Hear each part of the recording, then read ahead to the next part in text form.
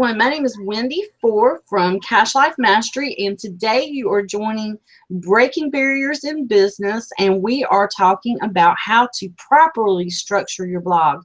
So thank you. Welcome in, everybody. We're so glad to have you, and make sure that you join us every single Tuesday at 12 p.m. Eastern for Breaking Barriers in Business, when we bring you a different blog topic with my illustrious co-host every single Tuesday from the East Coast, the coast with the mostest, Katrina, the chef, known on social media and the World Wide Web. So if you want to find Katrina, you can stalk her at the chef, Katrina, all over everywhere. So Katrina, introduce yourself and let everybody know what you do, and we will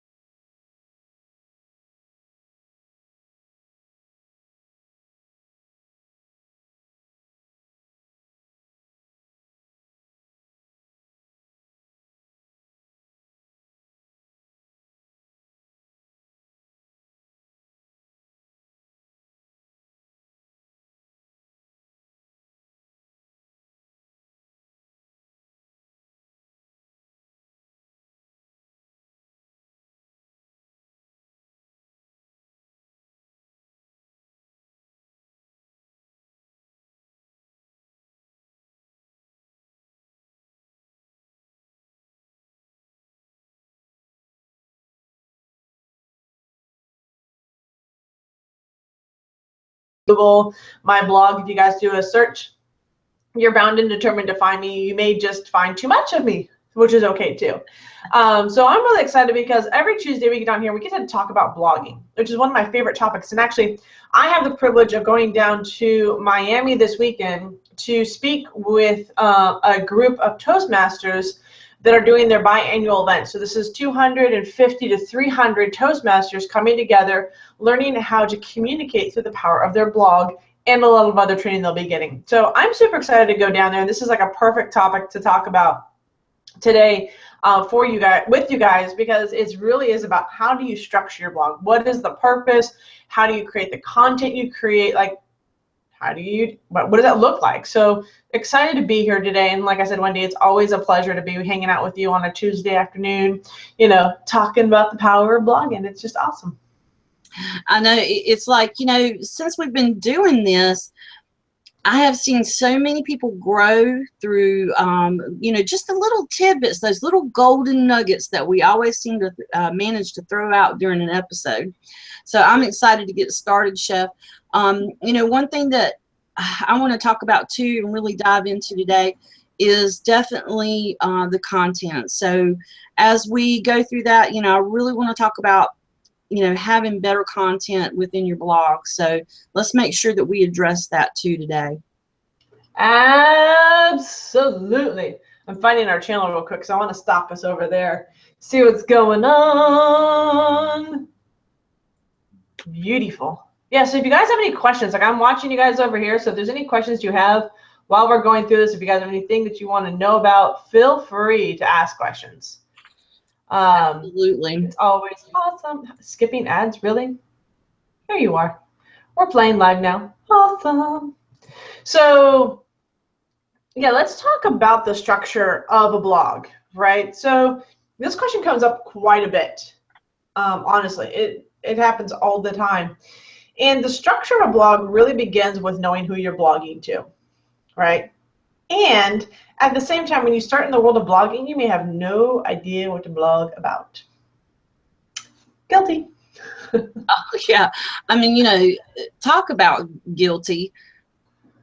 I really thought that it was okay, you know, newbie me, to just talk about whatever, you know, interests me. You know, that I would find my target market, because if I was interested in it, then they would be interested in it, and then they would love me, and that's how it would work.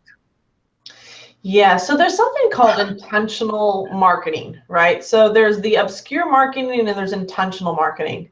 And so when you're really obscure and you're just kind of throwing stuff out there, you're not really having a purpose, you become like lost, because this is where most people struggle with what to write, is that they don't even know what their blog is for. They're not sure what kind of value they're going to provide. And so this is where most people go, well, I don't have anything, I don't know what to write for content. I don't have anything important to say. And that's where knowing your purpose, having intent with your blog really comes into play. So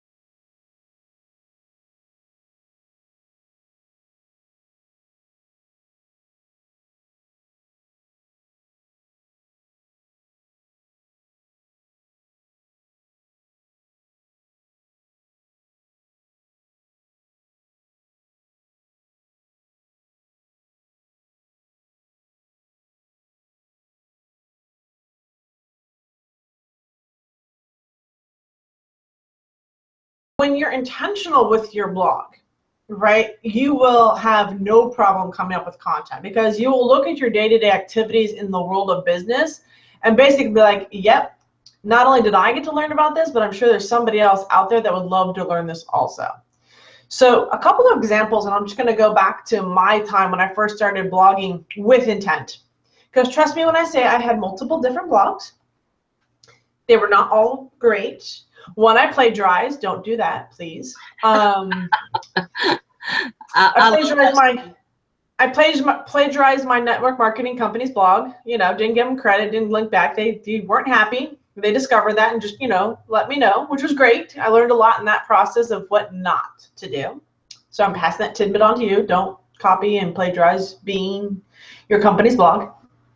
The second couple of blogs I've done, I did like one for mentor and support. We're supposed to talk about finances, but then realized I didn't want to have to deal with all the legal jargon of not being somebody in the financial world talking about finances. So that scared me. So I stopped that. That was a fail. That lasted about 3 months. I think I had 2 blog posts. Yeah, there's a lot of things that you really do have to worry about, legal things such as like health products and such, you know, making sure that you're okay talking about those kind of things. Yeah, so being a little, and you know what, you're going to make mistakes. Let me just put this up front. You're going to make mistakes. You're going to screw up. You're going to do something wrong. It's totally okay. I've yet to meet a perfect blogger. Yeah, you know, and if you don't make mistakes, you're not going to grow. You're not going to learn. And, you know, that's how we all do it. We all fail forward. You know, everybody talks about failing forward. It's because they've done it. Yeah, for sure. The way of the world. Absolutely. So with that, I mean, like I said, I've done a couple of other different blogs, failed at it. So what I discovered is that when I could just be me, right, and start really like it, and I'll tell you guys right now, it doesn't take much for you to create content. Content is really anything that you're learning. If you are picking up a book and learning anything, your ability to gift that information back out to the world of what you're learning is content creation. What I think happens is that many of us get into the point, especially if we're talking network marketers and internet marketers, which is the majority of you guys attending with us, is that we become educated, or we become in this world of, I just need to consume. So we consume a lot of information, yes, right? And then because we consume so much information, we go into what we call a state of whelm, right? We've taken on so much information and we've done nothing with it, right? Or we have so much information and we don't have a way to get it out of our head that we kind of fall into this world of like, this isn't working, I'm not good enough, I don't think I'm gonna have any success. And in doing that, you really hurt yourself. So what I discovered after many failed attempts was that the only way for me to continue to grow was to empty my cup.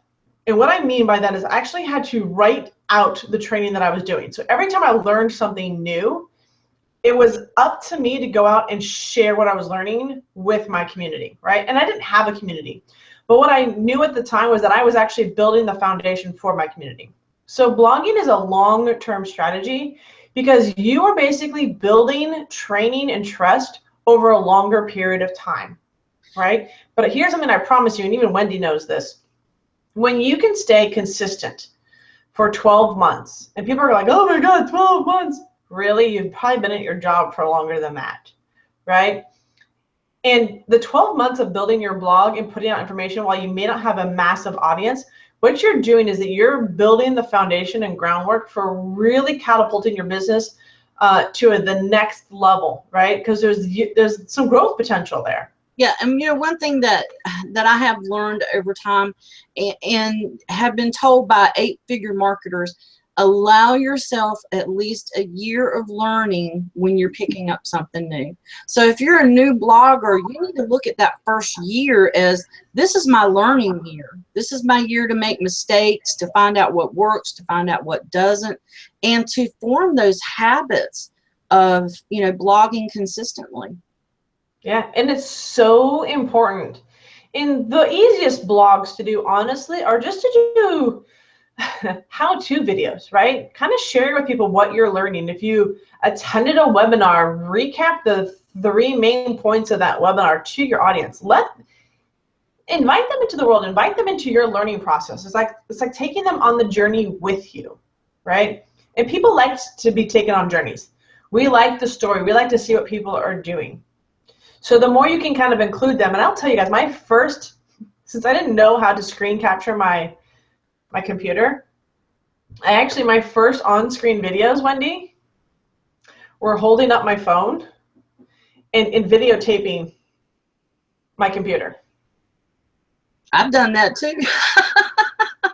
Because I had no idea what the technology was. I mean, I actually did my first blogging course that I created was actually me holding up, or my training series was me holding up my phone and basically talking as I was showing them what was on my screen and pointing to things via like the mouse or whatever. But this little thing here was how I connected with my audience. And I promise you, they loved it, right? Because it's so basic. I wasn't trying to be high-techy, right? I wasn't trying to be crazy cool. I was just like, this is all I know. This is exactly the information I have in my head right now. So like, is this how you do it? And I just did it, right?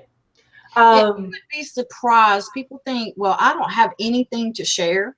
Right. But you do, because there's so many people that know even less than you do. So, you know, when it comes to your blog, you know, you think you're new. How about the person that doesn't even know how to install WordPress? If you've gotten to the point that you're actually writing a blog, you might be miles ahead of the person behind you. Yeah. And it's crazy because we don't see ourselves, especially when we get into the bubble of internet marketing and network marketing, because we're in I know in network marketing, I was in my own bubble of network marketers, right? So I only thought my company existed.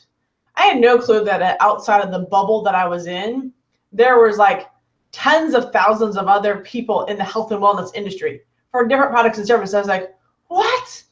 There are other companies out there. I thought we were the only one. Yeah, that was crazy talk, right?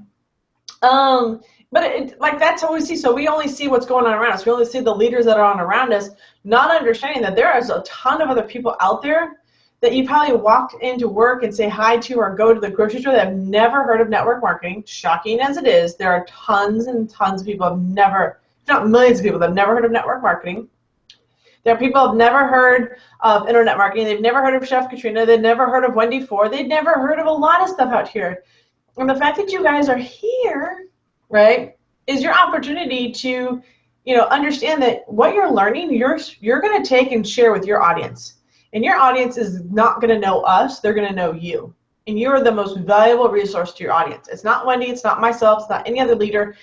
They're following you because of you and the information you provide. It doesn't matter where you got it from, because if that was the case, then I would have to reference my second grade teacher every time I talked about, you know, learning how to do multiplication, right? Exactly. But she doesn't need that recognition, because the person you're learning, you know, when I talk to my kids or when I talk to people and I'm teaching them how to do math, they're learning it from me. They don't know that I learned it from somebody else. It's not even in their mind. So think about it from that perspective, right? Education needs to get passed on. If you're not passing on this education, what a disservice it is.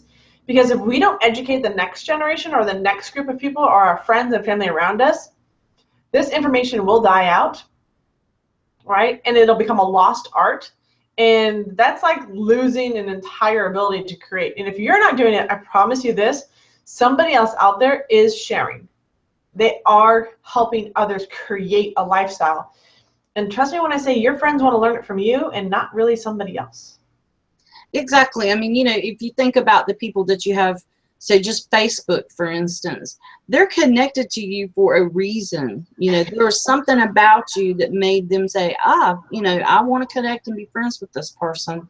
I want to get to know that person. So why wouldn't you be that person that they would want to learn a new skill from?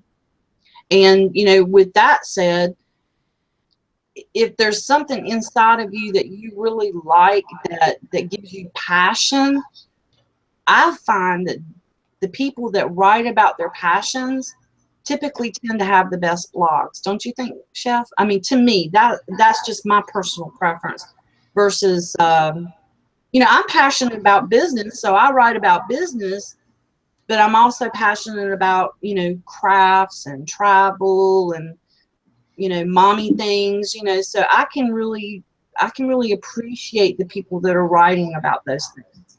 Yeah. So here's a question that comes up a lot when we talk about creating content, creating the structure of your blog. I get a lot of clients that call me up and say, hey, I'm in an MLM and I want to talk about marketing. Do I have to create 2 separate blogs? Do I need a blog about marketing and then do I need a blog about my MLM, right? And so I love this question, honestly, because the answer is really simple. You are one individual. Like Wendy is one person. Yeah. She is a mom. She's a wife, right? She is a business owner. Do you have an MLM, Wendy? No, network marketing. You don't have a network marketing company? Yes, I do have a network marketing company. Okay. So you have a network marketing company. You have a lot of things that go on in your life, right? Yep. And so what I found is that the world of network marketing and the world of marketing are both the same. Because if you took the world of network and marketing, what's the second word? Marketing. Yeah, marketing. So if you talk about marketing to a network marketer, do you think that's relevant to him? Absolutely. Right? So the networking, so the whole aspect of direct sales and like that, so the whole thing is there's a networking element. So it's getting to know people, getting yourself in front of a new group of people, which we talk about through your blog, right? Because every time you create a blog post, you're going to share it on social media. When you share it on social media, your friends are going to like it. It's going to be shown up to their friends. So now you're starting to show leadership, right? You're starting to show authority about something. And when you start networking and talking to people, the one thing every person I've ever talked to, Wendy, that's a business owner, the one element they love or feel that they're missing in their business is marketing. How can I better market my business? How can I get in front of more customers? How can I get people to buy? How can I get them to events? Like there's always the sense of marketing, right? And as a business owner, the marketing is really critical because without marketing, you're not getting new clients. They kind of go hand in hand. And marketing is also word of mouth. That is a form of marketing for those that are like, well, I was told to talk to everybody. That's still a form of marketing. You have to verbally communicate what it is that you're providing and the service you're providing. That is marketing. Anytime you have to verbally communicate the service or product you're providing, that is marketing. And, you know, people will get that concept when they're talking about brick and mortar stores, you know, any type of retail. They get the concept of word of mouth because people go out in the community, talk about this store, this restaurant that they ate at. But they don't realize that this still applies to the online world too. Because if you don't think people are out there talking about you, either bad or good, you're wrong. Because it's one or the other. It is. So, you know, when you guys are looking at this, you're marketing everything. So the structure of your blog is pretty straightforward, okay? Typically, there's some main components about your blog. There is the blog itself, which is what we call a river. It's actually called the newsfeed of a blog. If you were to go on the front page, you saw the different blog posts. It's actually called the river. Don't ask, I found it in some obscure place. So it's the river of the blog, right? So this is the most current blog will always be at the top, with the one that you've done way back when. It'll be buried somewhere down the archives that probably no one will read, which is probably a good thing when you're starting out, right? Exactly. Because I know my first ones are definitely buried away, and I'm totally okay with that. 6 feet under. Yeah, stay buried in there. But the thing is that having that content is a building block. So it's building the foundation for what I'm up to. So the other thing you're going to want to have is the About Me page. This is a critical structure to your blog. And the crazy thing about the About Me page is that the About Me page is not about you. Exactly. It's about what you can offer your customers through your products or your services. Yeah, so it's a little introduction of who you are. Maybe you're a mom, a wife, you're starting a business. The first intro is very actually short, sweet, to the point. It's maybe 2 to 3 sentences about who you are. The rest of it is informing of them why they should be on your blog and continue to come back. What services, what's the expectations of coming into your home? What are they going to see? What are they not going to see? Right? What are some pictures of who you are? Like it's very nonchalant. And if you guys want a great one, you guys can head over to my blog, chefkatrina.com/about me. You guys can see that on there. But it's really right? It's structured to give the most value to the consumer. It's not about me and my life and how I got into this business. That's a story that gets told over a longer period of time or gets told in person. Oh, I gotta sneeze. Bless you. Thank you. But overall, it is really about, what is the service you're providing? So the blog itself is important. The About Me page is really critical. As you start developing your blog, I'm going to say there's a resource page I think is really important.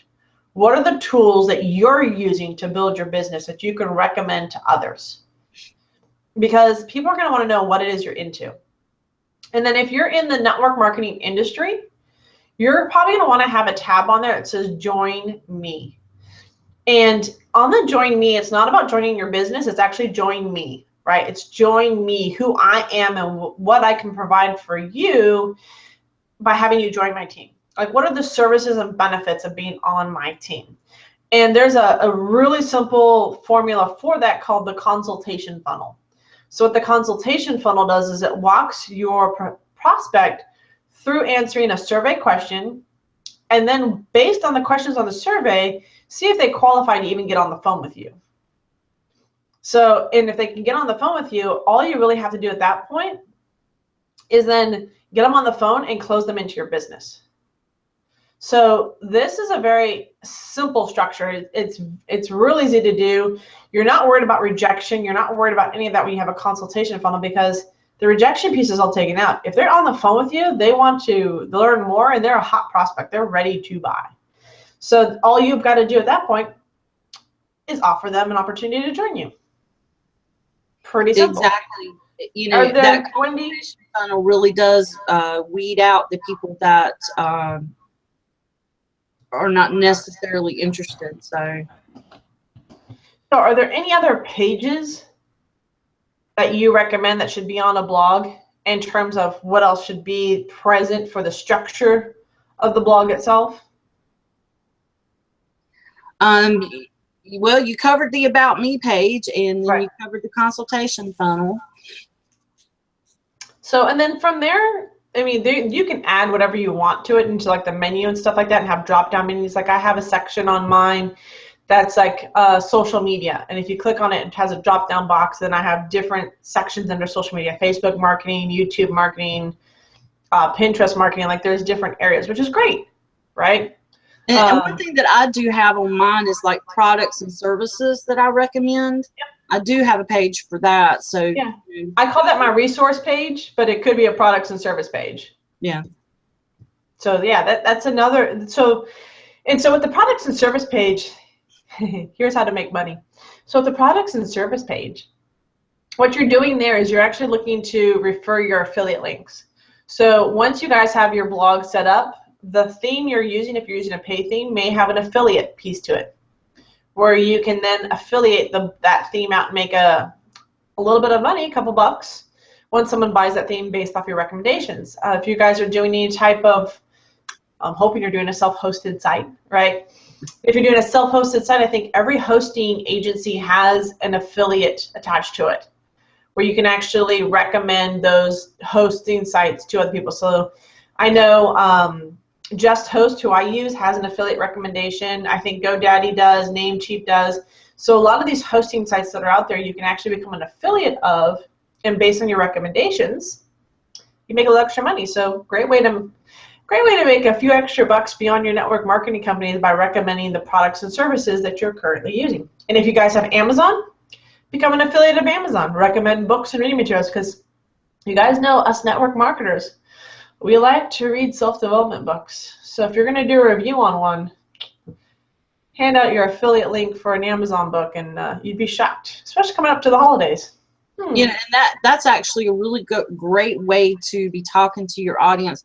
Buy a book, do a review, get the affiliate link, put it on your blog, and then start talking to people about it and say, here's the link to buy it. So you've written a blog about it, you've set it up on your site to sell it. Yep. Awesome way to make some money. Yeah, so the structure of the blog really is simple. It's the blog itself. And so if you guys are looking at how do you structure a blog content piece, like how do you structure content? That's the next big question. Right. And my favorite is the content stacking. We all know this. Wendy loves content stacking. Tell us what content stacking is. Content stacking is basically when you take several, 2 to 3 sources of ways to deliver the information and stack it all onto one blog post. I like to, if and when it's possible, to have a video. So the information is given through video so people can just watch, and then also have a written content underneath that, and then a link to just the audio if people want to just listen to the information. So basically it's just a stack of several different ways to consume the information. So that way you hit, because everybody learns differently, and I like to be able to make sure that I'm addressing my audience in however they want to learn.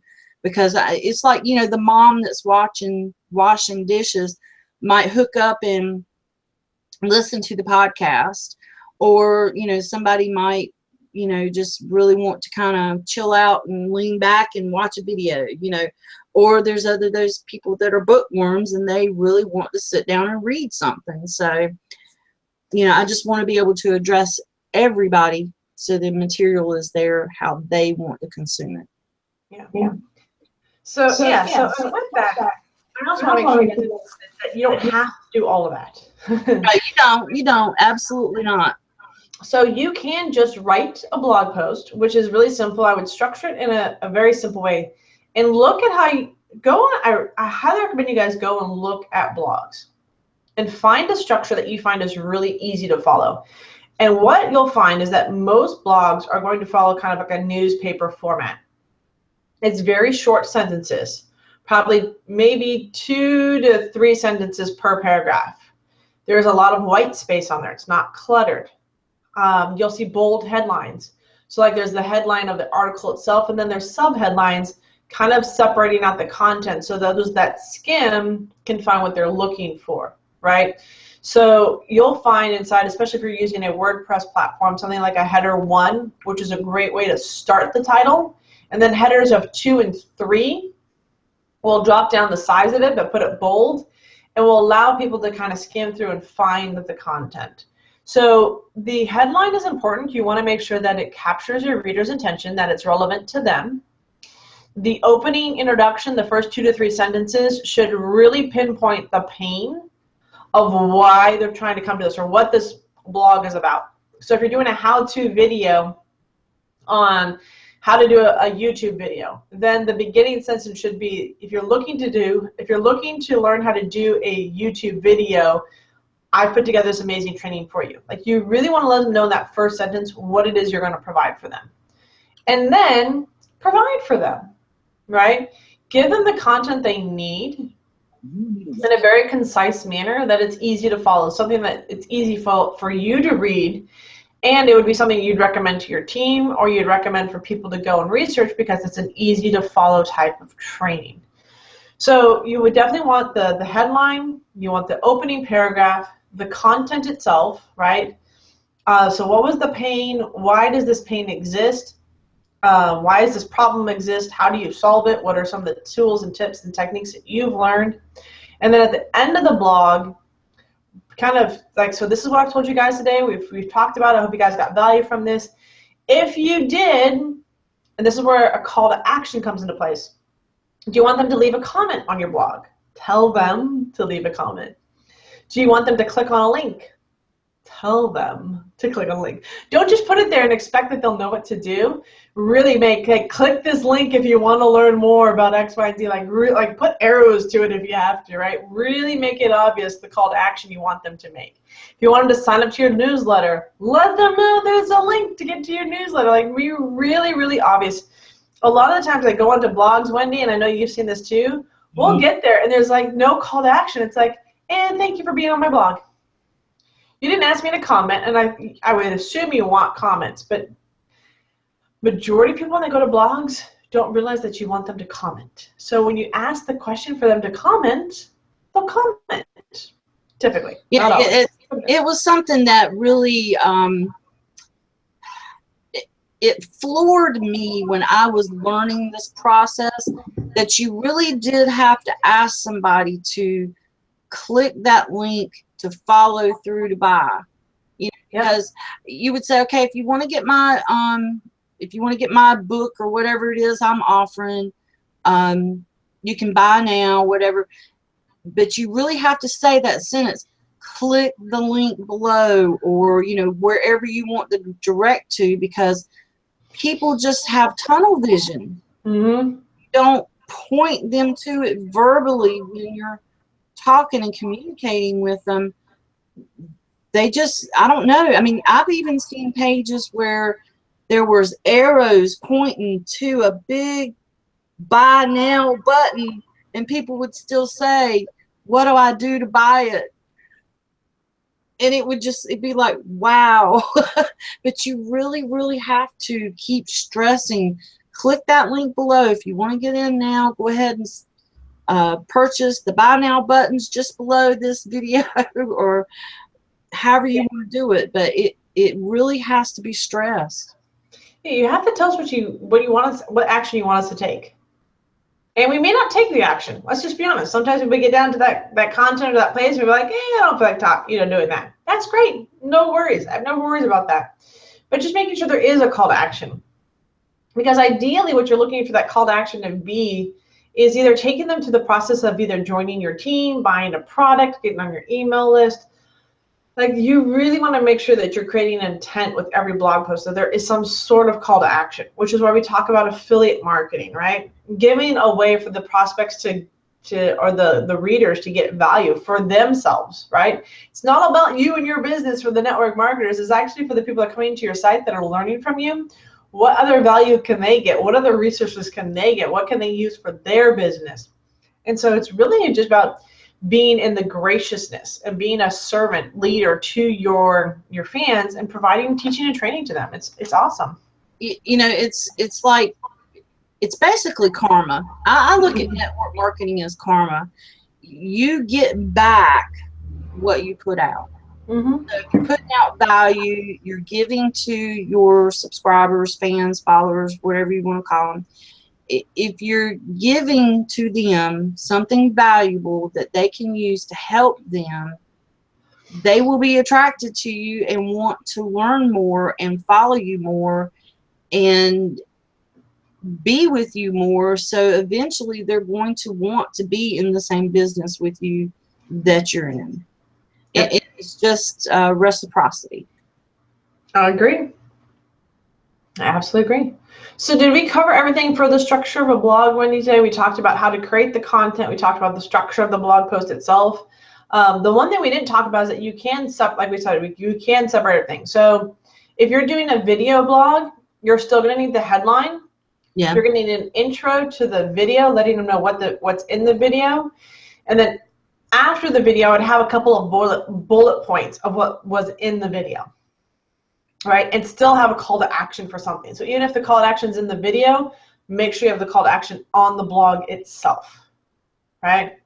Exactly. And the same thing, have that written content to summarize whatever is in that video always. Yeah.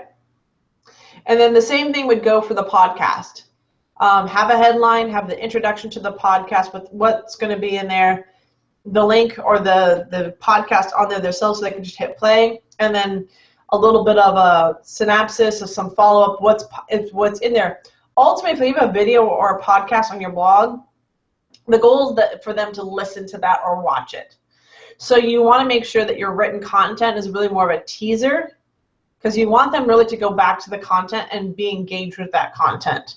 Because what you're setting up for is that you will have a follow. If you're comfortable just doing a podcast, you're going to attract a certain type of person that's going to love getting their information in a audio manner, right? That is going to be your tribe. If you're comfortable doing video, you're going to attract people that like to watch you and do video. If you're someone that strictly likes to write content, you're going to grab a demographic that likes to read content. None of those are bad. All of them are great, and some of them are going to have a blend over. So just letting you guys know, there's no right or wrong way to be blogging. The purpose that Wendy and I really want you guys to understand is that to get into action and start creating those blogs, because you can only get better at blogging by blogging. Exactly. The one thing that I do want to talk just a tad bit about before we go, I find sometimes that people's pictures do not match their content. So that's one thing. If you're just going to use a picture, no video, no audio, and you just want a picture with written content, really make sure that you do your research and have something that's, of course, going to be attractive to your customers, but it's going to have something to do with what you're writing about. We don't want that picture to be totally obscure. Okay. Awesome. So yeah, so Baxter's asking for the link, and I know there's probably a delay